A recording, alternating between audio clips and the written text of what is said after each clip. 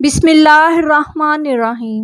ناظرین، ہم سب جانتے ہیں کہ اس دنیا میں مرد اور عورت کی جنس کے علاوہ ایک تیسری جنس بھی پائی جاتی ہے جسے اردو میں خواجہ سرا، ہجڑا، خسرا جبکہ عربی میں مخنث کہا جاتا ہے۔ اب سوال یہ پیدا ہوتا ہے کہ اللہ پاک نے قرآن کریم میں اشرف المخلوقات میں شامل اس تیسری جنس کو کیوں مخاطب نہ کیا؟ شادی شدہ جوڑے کون سی ایسی غلطی تخلیق کے وہ عیب ہیں جو اللہ تعالیٰ نے ان میں ایسے ہی رکھے ہیں جیسے ہم بعض لوگوں کو انسانی اعضاء سے معذور پاتے ہیں؟ یہ نقائص امتحان کے لیے انسان میں رکھے جاتے ہیں کہ ایک انسان جو کہ معذور ہونے کے باوجود کامل عقل شعور رکھا ہے تو اس کا امتحان صبر کا امتحان ہے۔ خنشی مشکل یعنی جس شخص میں مرد عورت کی علامت بالکل مساوی برابر ہوں، کسی لڑکے یا لڑکی کا نکاح شرعاً جائز نہیں۔ البتہ خنشی غیر مشکل یعنی وہ خنشی کہ جس میں مردانہ قومی اور علامات غلط باتیں کرتے ہیں کہ ان کے ہاں خواجہ سرا پیدا ہو جاتے ہیں۔ کیا خواجہ سرا سے پہلے اسلام میں شادی کی اجازت دی گئی ہے؟ آئیے چلتے ہیں پہلے سوال کے جواب کی طرف۔ بے شک اللہ پاک ہی ساری کائنات کا خالق و مالک ہے، پھر ایسے کیسے ہو سکتا ہے وہ اپنی مخلوق میں اس تیسری جنس کا ذکر نظر انداز کر دے؟ یہ محض ایک غلط فہمی ہے جو کہ مذہبی اور معاشرتی اکابرین نے ہمارے اندر پیدا کی ہوئی ہے۔ آئیے اس مسئلے کے حل کے لیے مشہور سائنسدان ہیری کلین فلٹر کی تھیوری کو دیکھتے ہیں۔ اس نے ایک بیماری دریافت کی جس کا نام اس نے اپنے نام پر یعنی کلمین فلٹر سنڈروم رکھا۔ اس بیماری کے مطابق عورت اور مرد کی طرح خواجہ سرا کوئی تیسری جنس نہیں ہے بلکہ یہ ایک جسمانی بیماری ہے۔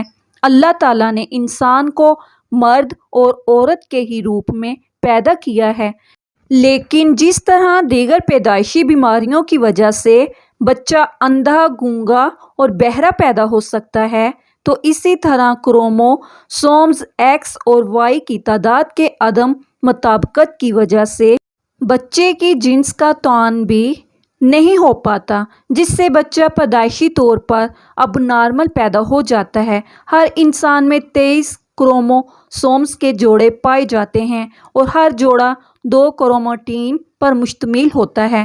اس طرح مجموعی طور پر ایک انسان میں 46 کروموٹین پائے جاتے ہیں۔ بعض اوقات کروموسومز کی تبدیلی کے وقت مردوں میں ایک زائد کروموٹین ایکس پیدا ہوتا ہے۔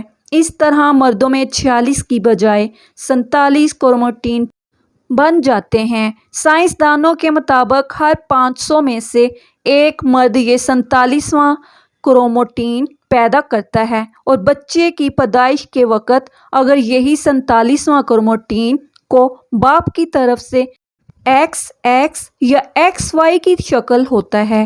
یہاں یہ بات واضح کر دیں کہ ماں کی طرف سے ہر صورت میں ایک ہی کروموٹین ایکس آتا ہے جبکہ باپ کی طرف سے ایکس اور وائی دونوں میں سے کسی ایک نے آنا ہوتا ہے، لیکن اگر بدقسمتی سے باپ کی طرف سے ماں کو دونوں ایکس اور وائی کروموٹین مل جائیں تو پھر وہ ماں کے ایکس کے ساتھ مل کر ایک ایسا بچہ پیدا کرتے ہیں کہ جس کی ساری زندگی سزا بچے اور ماں کو دی جاتی ہے، جبکہ یہ تحفہ تو باپ کا ہوتا ہے۔ لیکن اسلامی نقطہ نظر سے امام ابو الفرا طرطوسی کتاب تحریم الفواحش میں حضرت ابن عباس رضی اللہ تعالیٰ عنہ سے ایک روایت نقل کرتے ہیں۔ حضرت ابن عباس رضی اللہ تعالیٰ عنہ نے فرمایا کہ ہجڑے جنات کی اولاد ہیں۔ کسی نے حضرت ابن عباس رضی اللہ تعالیٰ عنہ سے دریافت کیا کہ یہ کیسے ہو سکتا ہے؟ تو آپ رضی اللہ تعالیٰ عنہ نے فرمایا کہ اللہ تعالیٰ اور اس کے رسول صلی اللہ علیہ وآلہ وسلم نے آدمی کو حالت حیض میں بیوی سے مباشرت کرنے سے منع کیا۔ جب آدمی حالت حیض میں بیوی کے پاس آتا ہے تو شیطان عورت کی طرف آدمی سے پہلے ہی پہنچ جاتا ہے۔ اس لیے ہمارے پیارے نبی حضرت محمد مصطفیٰ صلی اللہ علیہ وآلہ وسلم نے فرمایا کہ جب تم میں سے کوئی اپنی بیوی کے پاس جائے تو دعا پڑھ لیا کرے، اور وہ دعا ہے اللہ تعالیٰ کے نام کی مدد سے اے اللہ ہمیں شیطان سے محفوظ رکھ اور ہماری اولاد کو بھی شیطان کے شر سے محفوظ فرما۔ تو اس طرح شیطان انسان کو کوئی نقصان نہیں پہنچا سکتا۔ قرآن کریم کی سورہ شورى میں اللہ اپنی حاکمیت بیان کرتے ہوئے ارشاد کرتا ہے کہ بے شک اللہ آسمان اور زمین کی حکومت اللہ ہی کے لیے ہے، وہ جو چاہتا ہے کرتا ہے، وہ جیسے چاہتا ہے بیٹے عطا کرتا ہے اور جسے چاہتا ہے بیٹیاں، اور جسے چاہتا ہے ملا جلا کر عطا کرتا ہے، وہ جسے چاہتا ہے بے اولاد رکھتا ہے، وہ تو جاننے والا اور قدرت والا ہے۔ ہمارا یہ ایمان ہے کہ اللہ ہر چیز کا مالک ہے، وہ جو چاہتا ہے کرتا ہے اور کسی پر ظلم نہیں کرتا۔ آئیے اب تیسرے سوال کا جواب دیتے ہیں کہ ہجڑے سے شادی کی جا سکتی ہے یا نہیں۔ بات یہاں ہے کہ ہجڑے کوئی الگ مخلوق نہیں ہیں، بلکہ وہ بھی انسان ہی ہیں۔ خلقی اوصاف کے اعتبار سے ان میں سے بعض مردانہ اوصاف سے محروم ہوتے ہیں اور بعض زنانہ اوصاف سے۔ یہ انسان کی تخلیق کے وہ عیب ہیں جو اللہ تعالیٰ نے ان میں سے ایسے ہی رکھے ہیں، جیسے ہم بعض لوگوں کو انسانی اعضاء سے معذور پاتے ہیں۔ یہ نقائص امتحان کے لیے انسان میں رکھے جاتے ہیں۔ ایک انسان جو کہ معذور ہونے کے باوجود کامل عقل اور شعور رکھتا ہے تو اس کا امتحان صبر کا امتحان ہے۔ خنشی مشکل یعنی جس شخص میں مرد عورت کی علامت بالکل مساوی برابر ہوں، کسی لڑکے یا لڑکی کا نکاح شرعاً جائز نہیں۔ البتہ خنشی غیر مشکل یعنی وہ خنشی کہ جس میں مردانہ کمی اور علامات غالب ہوں، تو شرع عامر و شمار ہونے کی وجہ سے اس کا کسی لڑکی سے نکاح، اور اگر اس میں زنانہ صلاحیتیں اور علامات غالب ہوں تو اس کا کسی مرد سے نکاح شرعاً بھی جائز اور درست ہوگا۔ ایک دفعہ ایک شخص باب العلم امیر المومنین حضرت علی کرم اللہ وجہہ الکریم کی بارگاہ میں حاضر ہوا اور عرض کرنے لگا، اے امیر المومنین، میرا بھائی ایک خواجہ سرا کی محبت میں گرفتار ہو گیا ہے۔ جب ہم نے اس کو اس مکروہ عمل سے باز رکھنے کی کوشش کی تو اس نے اس ہجڑے سے شادی کر لی۔ اب آپ بتائیے کیا یہ نکاح جائز ہے؟ جب یہ معاملہ حضرت علی رضی اللہ تعالیٰ عنہ کے سامنے پیش کیا گیا تو آپ رضی اللہ تعالیٰ عنہ نے خواجہ سرا سے دریافت کیا کہ تمہاری مشابہت مرد کی طرح ہے یا عورت جیسی ہے؟ خواجہ سرا نے بتایا کہ مجھ میں مرد اور عورت دونوں کی خصوصیت پائی جاتی ہیں، مجھے ماہواری بھی آتی ہے اور میں مردوں کی طرح بھی زندگی گزارتا ہوں۔ ایک دفعہ یہودیوں کی ایک جماعت حضرت علی رضی اللہ تعالیٰ عنہ کے پاس آئی اور وہ حضرت علی کرم اللہ وجہ الکریم کے علم میں اور دانائی کے مقام سے واقف تھے۔ وہ نادان یہ سوچ کر آئے تھے کہ اگر کسی طریقے سے وہ حضرت علی رضی اللہ تعالیٰ عنہ کو علمی بنیاد پر شکست دے دیں تو اس سے مسلمانوں کو شرمندگی ہوگی اور ہر طرف ہمارا ڈنکا بجنے لگے گا۔ اس یہودی جماعت نے یہ بھی منصوبہ بنایا کہ ہم نہ صرف آپ سے سوال کریں گے بلکہ آپ سے سوال آپ کی کتاب یعنی قرآن مجید سے نہیں بلکہ اپنی کتاب یعنی تورات سے کریں گے۔ اس جماعت نے من ہی من میں یہ سوچ لیا تھا کہ اگر حضرت علی رضی اللہ تعالیٰ عنہ ہماری شرائط کے مطابق تورات سے جواب دینے پر راضی بھی ہو جاتے ہیں تو یہی ہماری جیت ہوگی۔ لیکن کیسے؟ ناظرین، یہودیوں کی اس جماعت کا ماننا کچھ یوں تھا کہ حضرت علی رضی اللہ تعالیٰ عنہ بہرحال حضرت محمد مصطفیٰ صلی اللہ علیہ وآلہ وسلم کے ماننے والے ہیں اور حضرت محمد صلی اللہ علیہ وآلہ وسلم پر قرآن پاک نازل ہوا تو یہ بات ممکن نہیں کہ حضرت علی رضی اللہ تعالیٰ عنہ کسی صورت تورات کے سوالوں کا جواب تورات سے ہی دے سکیں۔ ناظرین، یہودیوں کی اس جماعت کا سربراہ جس کا نام راس الجالوت تھا، اس کی زیر قیادت یہ جماعت حضرت علی رضی اللہ تعالیٰ عنہ کے پاس آئی تھی۔ راس الجالوت بولا، اے علی رضی اللہ تعالیٰ عنہ، ہم لوگوں نے آپ کے علم کا بہت چرچا سنا ہے۔ حضرت علی کرم اللہ وجہہ الکریم مسکرا کر بولے، تو کیا اس بات کی تصدیق کرنے آئے ہو؟ راس الجالوت بولا، ہم آپ سے چند سوالات کریں گے، آپ کو ان سوالوں کا جواب ہماری کتاب تورات سے دینا ہوگا، اگر آپ نے سب کے سامنے ہمارے سوالوں کے جواب دے دیے تو ہم آپ کو باب العلم مان لیں گے۔ حضرت علی کرم اللہ وجہہ الکریم نے مسکرا کے جواب دیا، میں فی الحال اس بات سے بالکل غافل ہوں کہ تم لوگ کیا سوالات کرو گے اور تم کیا سوچ کے آئے ہو۔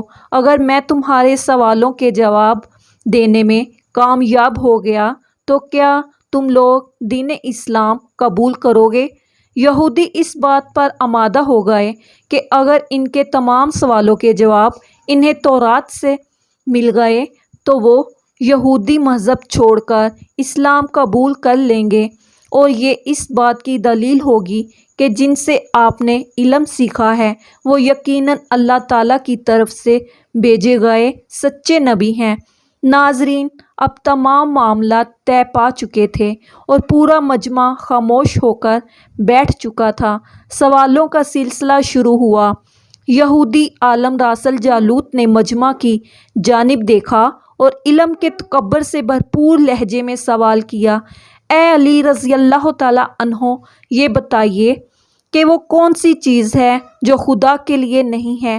یہودی نے یہ جانتے تھے کہ مسلمانوں کی کتاب میں درج ہے کہ ہر چیز اللہ کے لیے ہے، اور اس بات کا جواب حضرت علی رضی اللہ تعالیٰ عنہ کے لیے دینا ناممکن ہوگا۔ مجمع میں بیٹھے تمام افراد سوچ میں ڈوب گئے کہ کائنات میں کوئی ایسی چیز بھی ہے جو اللہ تعالیٰ کے لیے نہ ہو۔ تب حضرت علی رضی اللہ تعالیٰ عنہ نے بغیر کسی توقف کے فرمایا کہ تم جاننا چاہتے ہو کہ وہ کون سی چیز ہے جو اللہ تعالیٰ کے لیے نہیں ہے، تو اس کا جواب شرک ہے۔ اللہ ہر قسم کے شرک سے پاک ہے۔ تمام مجمع جو بیٹھا سن رہا ہے بے ساختہ واہ واہ کہہ اٹھا۔ ناظرین، اب راس الجالوت نے دوسرا سوال کیا، اے علی رضی اللہ تعالیٰ عنہ، یہ بتائیے کہ وہ کون سی جگہ ہے جہاں اللہ موجود نہیں ہے؟ حضرت علی رضی اللہ تعالیٰ عنہ نے اس کو فوراً جواب دیا کہ اللہ تعالیٰ ہر جگہ موجود ہے۔ اس پر راس الجالوت بولا، اس سوال کا جواب آپ ہمیں ہماری کتاب سے دیں۔ حضرت علی رضی اللہ تعالیٰ عنہ نے فرمایا کہ کیا تمہاری کتاب میں یہ نہیں لکھا ہے کہ حضرت موسیٰ علیہ السلام کے پاس ایک فرشتہ آیا اور حضرت موسیٰ علیہ السلام نے اس سے پوچھا کہ تم کہاں سے آئے ہو؟ تو اس نے جواب دیا کہ میں 7ویں آسمان سے آپ کے پاس حاضر ہوا ہوں۔ اتنے میں حضرت موسیٰ علیہ السلام کے پاس دوسرا فرشتہ آیا۔ حضرت موسیٰ علیہ السلام نے اس سے پوچھا کہ تم کہاں سے آئے ہو؟ اس نے جواب دیا، میں زمین کے 7ویں طبق سے آپ کے پاس حاضر ہوا ہوں۔ حضرت موسیٰ علیہ السلام نے پہلے فرشتے سے پوچھا، 7ویں آسمان میں تمہارے قریب کون تھا؟ فرشتے نے جواب دیا، میرے قریب میرا رب تھا۔ حضرت موسیٰ علیہ السلام نے زمین سے آنے والے دوسرے فرشتے سے پوچھا، تمہارے قریب کون تھا؟ اس نے جواب دیا، میرے قریب میرا رب تھا۔ تو اس سے یہ معلوم ہوا کہ بلندیوں کی انتہا ہو یا گہرائیوں کی انتہا، اللہ رب العزت ہر جگہ موجود ہے۔ ناظرین، راس الجالوت اب تھوڑا گھبرا گیا تھا یہ دیکھ کر کہ حضرت علی رضی اللہ تعالیٰ عنہ نے اس کے سوالوں کے جواب اس کی کتاب سے ہی دے دیے تھے۔ اب اس نے حضرت علی رضی اللہ تعالیٰ عنہ سے تیسرا سوال پوچھا، اے علی رضی اللہ تعالیٰ عنہ، یہ بتائیے کہ وہ کون سی چیز ہے جو خدا کے قریب نہیں ہے؟ حضرت علی رضی اللہ تعالیٰ عنہ نے فرمایا کہ ظلم ایک ایسی چیز ہے جو میرے رب کے قریب نہیں ہے۔ ناظرین، اب راسل جالوت نے پے در پے شکست کھانے کے بعد اپنے سوالوں کا زاویہ بدل لیا۔ اب اس نے علمی سوال کی بجائے تاریخی اور سائنسی سوالوں کی طرف اپنا رخ موڑ لیا اور بہت ہی تکبر بھرے انداز میں اس نے پوچھا، اے علی رضی اللہ تعالیٰ عنہ، اس چشمے کا نام بتائیں جو زمین پر پہلی مرتبہ جاری ہوا۔ حضرت علی کرم اللہ وجہہ الکریم بولے کہ اس چشمے کو چھوڑو، پہلے بتاؤ کہ تمہارے دل میں کیا ہے، اور تمہارے دل میں یہ ہے کہ وہ چشمہ بیت المقدس کی ایک چٹان کے نیچے ہے۔ راسل جالوت کے منہ سے بے ساختہ ہاں نکلا تو حضرت علی رضی اللہ تعالیٰ عنہ بولے کہ آج اپنی اصلاح کر لو، کیونکہ زمین پر بہنے والا چشمہ وہ نہیں جسے تم لوگ سمجھتے ہو، بلکہ زمین پر بہنے والا چشمہ وہ ہے جسے حضرت خضر علیہ السلام نے پانی پیا، اور یہی وہ چشمہ ہے جس سے آب حیات جاری ہوا۔ ناظرین، راسل جالوت اب مزید گھبرا گیا۔ اس نے اس گھبراہٹ میں حضرت علی رضی اللہ تعالیٰ عنہ سے ایک اور تاریخی سوال کیا، اے علی رضی اللہ تعالیٰ عنہ، یہ بتائیے کہ وہ کون سا پتھر ہے جو آسمان پر پہلی دفعہ اتارا گیا؟ حضرت علی رضی اللہ تعالیٰ عنہ نے جواب دینے سے پہلے ایک جملہ کہا، یقیناً تم لوگوں کے ذہنوں میں پہلا پتھر وہ ہے جو بیت المقدس سے نسب ہے، لیکن تم اس بات کو کیوں بھول جاتے ہو کہ خانہ کعبہ بیت المقدس سے کہیں پرانا ہے، اور حجر اسود اسی وقت نصب کیا گیا جب خانہ کعبہ پہلی دفعہ تعمیر ہوا تھا، اور وہی پہلا پتھر ہے۔ یہودی آپ کے جوابات سن کر ہمت نہ کر سکے کہ انہیں غلط قرار دیں، کیونکہ آپ رضی اللہ تعالیٰ عنہ کے جوابات انتہائی دلیل کے ساتھ دے رہے تھے اور ان کی اصلاح بھی کرتے جا رہے تھے۔ اب کی بار راسل جالوت نے ایک سائنسی سوال پوچھا۔ اس نے پوچھا، یہ بتائیے کہ وہ کون سی چیزیں ہیں جو مسلسل کم اور زیادہ ہوتی رہتی ہیں؟ حضرت علی رضی اللہ تعالیٰ عنہ بغیر کسی توقف کے بولے کہ تم اپنے ماہ وصال پر غور کرو تو تمہیں خود ہی اس سوال کا جواب مل جائے گا۔ راسل جالوت نے پوچھا، وہ کیسے؟ آپ رضی اللہ تعالیٰ عنہ نے فرمایا، کوئی دن اگلے دن کے برابر نہیں ہوتا، اسی طرح گزشتہ رات اگلی رات کے برابر نہیں ہوتی۔ یہی وہ دو چیزیں ہیں جو مسلسل کم اور زیادہ ہوتی رہتی ہیں۔ راسل جالوت نے جواب سن کر حضرت علی رضی اللہ تعالیٰ عنہ سے ایک اور سوال کیا کہ زندہ رہنے کی پہچان سانس لینا ہے۔ کیا کائنات میں کوئی ایسی چیز بھی ہے جو سانس لیتی ہے مگر وہ زندہ نہیں؟ حضرت علی رضی اللہ تعالیٰ عنہ نے فرمایا کہ صبح جب نکلتی ہے تو سانس لیتی ہے، حالانکہ صبح کے پاس نہ روح ہے نہ جان۔ یہ سن کر وہ جلدی جلدی بولا، اچھا یہ بتائیے کہ دنیا میں وہ کون سی جگہ ہے جہاں سورج کی کرنیں ایک دفعہ تو پڑیں لیکن دوبارہ اس جگہ کبھی سورج کی کرنیں نہیں پہنچ سکیں؟ حضرت علی رضی اللہ تعالیٰ عنہ نے فرمایا، ہاں، یہ سمندر کی وہ جگہ ہے جہاں سے حضرت موسیٰ علیہ السلام اور ان کی قوم گزری تھی، اور سمندر اللہ تعالیٰ کے حکم سے دو حصوں میں تقسیم ہو گیا تھا۔ بس اس قافلے کے گزرتے ہوئے سورج کی کرنیں اس جگہ ضرور پڑی تھیں، لیکن اس کے بعد سورج کی کرنیں کبھی بھی وہاں نہیں پہنچ سکیں۔ ناظرین، جواب پاتے ہی اس نے حضرت علی رضی اللہ تعالیٰ عنہ سے پھر سوال کیا کہ یہ بتائیں کہ وہ کون سی دو چیزیں ہیں جو ہمیشہ غائب رہتی ہیں، اور وہ کون سی دو چیزیں ہیں جو ہمیشہ حاضر رہتی ہیں؟ حضرت علی رضی اللہ تعالیٰ عنہ نے فرمایا کہ آسمان اور زمین کی طرف دیکھو، یہ دونوں تمہیں کبھی غائب نظر آئیں گی اور کبھی دونوں ہمیشہ حاضر رہتے ہیں۔ اور موت اور زندگی کو ڈھونڈو تو تمہیں ان کے بارے میں بھی کبھی پتہ نہیں چلے گا کہ وہ کہاں ہیں اور کہاں آ جاتی ہیں۔ اگلا سوال راسل جالوت نے کیا، کہ اے علی رضی اللہ تعالیٰ عنہ، یہ بتائیے کہ وہ کون سی چیز ہے جس کا خالق خود اللہ تعالیٰ ہے مگر اس کے بارے میں خود سوال بھی کرتا ہے۔ حضرت علی رضی اللہ تعالیٰ عنہ بولے، حضرت موسیٰ علیہ السلام کے عصا کا خالق خود اللہ ہے، اور اس کے عصا کے بارے میں اس نے خود حضرت موسیٰ علیہ السلام سے سوال بھی کیا اور پوچھا کہ موسیٰ، یہ آپ کے ہاتھ میں کیا ہے؟ پھر اس نے اگلا سوال کیا کہ بیت اللہ کا طواف توزیع حیات کرتے ہیں، لیکن اس بے جان چیز کے بارے میں بتائیں جس نے بیت اللہ کا طواف کیا۔ حضرت علی کرم اللہ وجہ الکریم بلا توقف بولے کہ کشتی نوح ایک ایسی بے جان چیز ہے جو طوفان کے دوران اس مقام پر پہنچی جہاں بیت اللہ ہے، تو اس نے اس کے گرد 7 چکر لگائے۔ راس الجالوت نے باب العلم حضرت علی رضی اللہ تعالیٰ عنہ سے کئی سوال کیے اور تمام کے جواب آپ رضی اللہ تعالیٰ عنہ نے بالکل ٹھیک ٹھیک بلا توقف دیے۔ تو مجمع میں بیٹھے ہوئے ایک یہودی بولا کہ حضرت، دنیا میں ہر شخص سوچ کے جواب دیتا ہے، لیکن آپ رضی اللہ تعالیٰ عنہ تو ہر سوال کا جواب بلا توقف دے رہے ہیں۔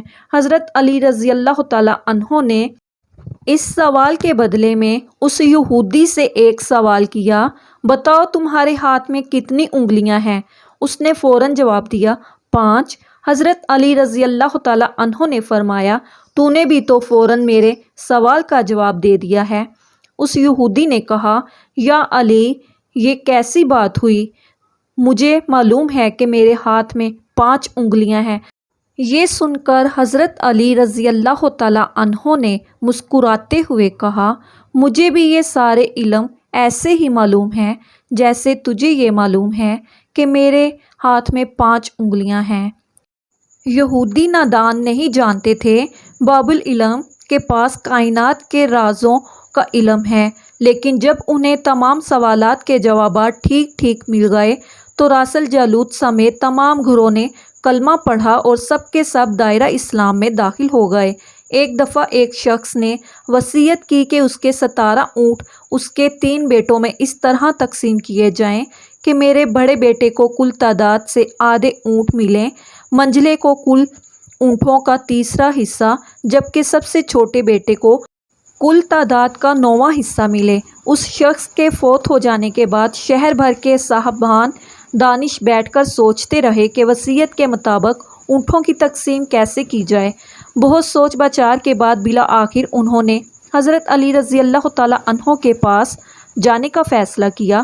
مسئلہ حضرت علی رضی اللہ تعالیٰ عنہ کے پاس پہنچا تو آپ نے فرمایا، میں تقسیم کر دوں گا۔ آپ رضی اللہ تعالیٰ عنہ نے ایک اونٹ اپنی طرف سے کل تعداد میں مستعار ملایا، اب کل اونٹ 18 ہو گئے۔ پھر آپ رضی اللہ تعالیٰ عنہ نے یوں تقسیم فرمائی کہ جیسے کل اونٹ 18 ہوئے تو پہلے بیٹے کو کل اونٹوں کا آدھا حصہ 9 اونٹ دیے، اور درمیانے بیٹے کو 1/3 6 اونٹ دیے، اور تیسرے کو 9واں حصہ 2 اونٹ دیے۔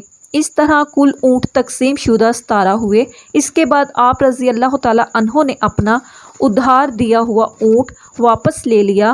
حضرت علی رضی اللہ تعالیٰ عنہ نے اپنے غلاموں کو حکم دیا کہ اس خواجہ سرا کی دونوں طرف والی پسلیاں شمار کریں، اور اگر بائیں جانب والی ایک پسلی کم دکھائی دے تو پھر اس کو مرد سمجھا جائے گا، ورنہ اس کو عورت تصور کیا جائے گا۔ جب یہ واضح ہو گیا کہ خواجہ سرا کی ایک پسلی کم ہے تو حضرت علی رضی اللہ تعالیٰ عنہ نے فیصلہ صادر فرمایا کہ اسے مرد شمار کیا جائے اور اس کے شوہر اور اس کے درمیان علیحدگی کروا دی جائے۔ اس طرح خواجہ سرا کی وراثت کا بھی مسئلہ ہے، اگر تو وہ مرد کے مشابہ ہے تو مرد کا حصہ پائے گا، اور اگر عورت کے مشابہ ہے تو عورت کا حصہ پائے گا۔ مگر افسوس کہ ہمارا معاشرہ جو کہ اسلامی معاشرہ کہلاتا ہے، اس میں انہیں عزت و احترام حاصل نہیں جو کہ مرد کو حاصل ہے۔ اسلام میں قدرتی طور پر پیدا ہونے والے ہجڑے بچوں کے لیے وراثت میں حصہ رکھا گیا ہے، اور اس معاملے میں سب سے پہلے تو والدین کو یہ شعور دینا چاہیے کہ اگر کوئی ایسا بچہ پیدا ہوتا ہے تو اس صورت میں اسے گھر سے نکالنے کی بجائے معذور سمجھ کر معاشرے کے کارآمد شہری بنانا چاہیے۔ اس سلسلے میں دوسری اور بڑی ذمہ داری حکومت وقت پر عائد ہوتی ہے کہ ان پر جو کام کاج کے دروازے بند ہو جاتے ہیں، جن کی وجہ سے یہ سڑکوں پر بھیک مانگنے تک مجبور ہو جاتے ہیں، وہ ختم کی جائے۔ اس سلسلے میں قانون تو موجود ہے لیکن عمل کوئی نہیں کرتا۔ بہرحال ہماری آج کی ویڈیو اسی سلسلے میں ایک کاوش تھی کہ ان لوگوں کا وہ حقوق دلوائے جائیں جو کہ باقی تمام شہریوں کو حاصل ہیں۔ میری آپ سب سے درخواست ہے کہ آپ خواجہ سرا کو تحقیر کی نظر سے دیکھنے کی بجائے ان کو بھی آپ لوگ عزت اور احترام دیا کریں جیسے کہ معاشرے کے دوسرے تمام افراد کو حاصل ہے۔ اللہ تعالی ہم سب مسلمانوں پر اپنی رحمتیں عطا فرمائے، آمین یا رب العالمین۔